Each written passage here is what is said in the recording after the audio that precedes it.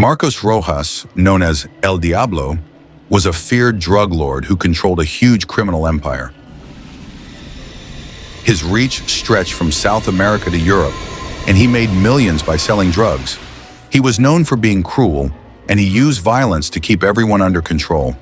His mansion was guarded like a fortress, and the people who worked for him were too scared to defy him. El Diablo had many servants who did his bidding.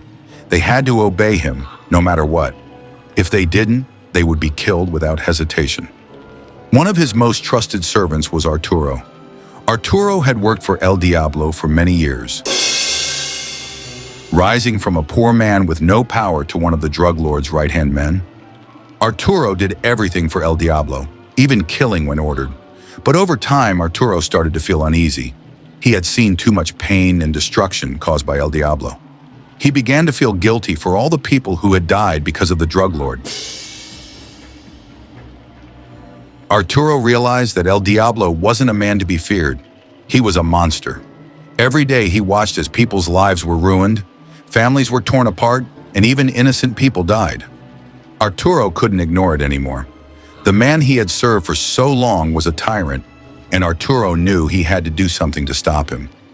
One night, after El Diablo ordered the death of an old friend who had become useless to him, Arturo decided it was time.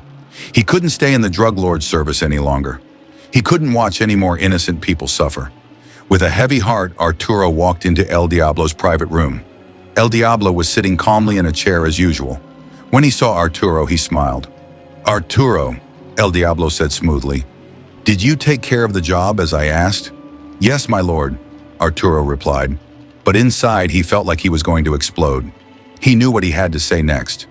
"I can't do this anymore," Arturo said. His voice was shaky but firm. "I can't serve you any longer. I can't keep doing your dirty work." El Diablo's face darkened. He stared at Arturo with cold eyes. No one had ever dared to speak to him like that before. For a moment, El Diablo didn't say anything. Then slowly he stood up.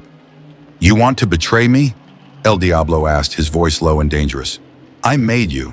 You were nothing before I found you. You owe everything to me." Arturo stood tall, but his heart was pounding. "I don't owe you anything. I can't live with the blood on my hands anymore. I'm done." El Diablo stepped closer, his anger rising. "You think you can just leave me? I have the power to destroy you in an instant. No one betrays me and lives." But Arturo didn't back down. He had made up his mind.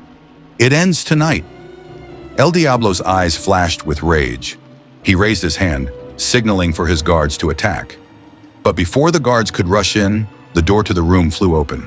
Miguel, an old friend and former ally of El Diablo, entered the room. He was followed by a group of rebels, people who had once served El Diablo but had turned against him. They were all ready to fight back, to finally end El Diablo's reign of terror. The fight that followed was intense. Gunshots rang out, and the sounds of fighting echoed through the mansion. El Diablo's guards, though many, were not prepared for the rebellion. Arturo and the rebels fought hard, knowing this was their only chance. El Diablo's power, which had once seemed unstoppable, was now fading. His empire was crumbling. In the final moments, it was just Arturo and El Diablo left. The two men faced each other in the middle of the room. El Diablo was angry, but he was also scared. His power was slipping away. "You thought you could control everything," Arturo said, his voice steady. "But you're not untouchable. You were the one who was broken." El Diablo raised his hand, ready to strike. But before he could do anything, Arturo pulled out a gun and fired. El Diablo fell to the ground, his reign of terror ending with one shot. The mansion was silent after El Diablo's death. His empire was over. His guards scattered, and his wealth and power disappeared. The people who had once been afraid of him now saw a chance for a new life, free from fear. Arturo, who had once been a servant, had become a hero. He had stopped El Diablo, and with him, the darkness that had ruled their lives for so long. The rebels who helped Arturo took the opportunity to rebuild, working together to fix the damage caused by El Diablo. They began to heal the broken communities, and people slowly started to rebuild their lives. But Arturo knew the fight was far from over. Evil never truly disappears. There would always be others who wanted power, who wanted to hurt others to get what they wanted. But Arturo was ready.